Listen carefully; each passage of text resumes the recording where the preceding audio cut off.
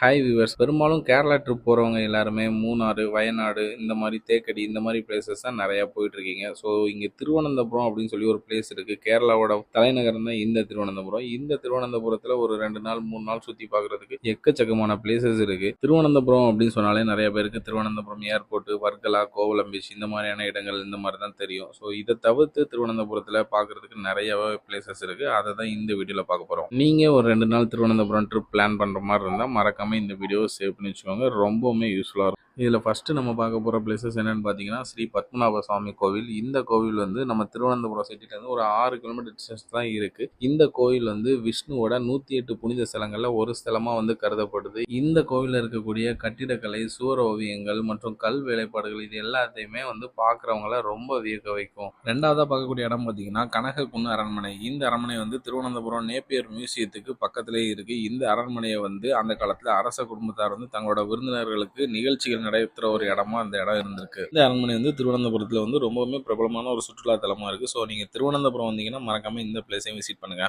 மூணாவதா பார்க்கக்கூடிய பிளேஸ் பார்த்தீங்கன்னா பூவார் ஐலாண்ட். இந்த இடம் வந்து அந்த காலத்தில் ஒரு வர்த்தக மையமா வந்து உருவாக்கப்பட்டிருக்கு. இந்த இடம் வந்து இப்போவுமே ரொம்பவும் புகழ்பெற்றமான ஒரு சுற்றுலா தலமா இருக்கு கேரளால. இங்க வந்து கடல், ஆறு, ஏரி எல்லாமே வந்து ஒன்றா இணைகிறத வந்து நம்ம கண்கூட பார்க்க முடியும். பூவார் ஐலாண்டில் நிறைய வாட்டர் ஆக்டிவிட்டீஸ் வந்து ரன் பண்ணிட்டு இருக்காங்க. ஸோ நீங்கள் போனீங்கன்னா வாட்டர் ரைட்ஸ்லாம் என்ஜாய் பண்ணுறதுக்கு மறந்துடாதீங்க. நாலாவதாக பார்க்கக்கூடிய பிளேஸ் என்னன்னு பார்த்தீங்கன்னா அகஸ்திய மலை. இது வந்து கேரளாவோட 2வது மிகப்பெரிய மலை அப்படின்னு சொல்லி சொல்கிறாங்க. இந்த இடம் வந்து திருவனந்தபுரத்துலேருந்து 35 கிலோமீட்டர் டிஸ்டன்ஸில் இருக்குது. இங்கே வந்து இந்த மலையில் வந்து நம்ம நிறைய பறவைகள் எல்லாத்தையும் நம்ம நேரிலே பார்க்க முடியும். இங்கே வந்து பார்த்தீங்கன்னா நிறைய வகையில் வந்து மூலிகை தாவரங்கள், விலங்குகள், அப்புறம் வந்து பறவைகள் இது எல்லாத்தையுமே நம்ம பார்க்க முடியும். இந்த இடம் வந்து ஒரு புனித ஸ்தலமாகவும் கருதப்படுது. ஸோ மறக்காம இந்த பிளேஸையும் நீங்கள் கண்டிப்பாக விசிட் பண்ணுங்க. அஞ்சாவதாக பார்க்கக்கூடிய பிளேஸ் என்னன்னு பார்த்தீங்கன்னா சங்குமுகம் கடற்கரை. இது வந்து திருவனந்தபுரம் ஏர்போர்ட்டுக்கு வந்து பேக் சைடில் இருக்குது. இந்த கடலில் இருக்கிற மணல் எல்லாத்தையும் பார்த்தீங்கன்னா ஒரு வெள்ளி போன்ற பிரதிபலிப்பு கொடுக்கக்கூடிய மணலாக இருக்கும். அதே மாதிரி பார்த்தீங்கன்னா இங்கே வந்து ஒரு கடல் கன்னியோட சிற்பத்தையும் நம்ம பார்க்க முடியும். ஸோ மறக்காம திருவனந்தபுரம் வந்தீங்கன்னா இந்த பிளேஸையும் விசிட் பண்ணுங்க. அடுத்ததாக பார்க்கக்கூடிய பிளேஸ் என்னன்னு பார்த்தீங்கன்னா நேப்பியர் மியூசியம். இது வந்து திருவனந்தபுரம் ஜூக்கு ரொம்பவுமே பக்கத்தில் இருக்கு.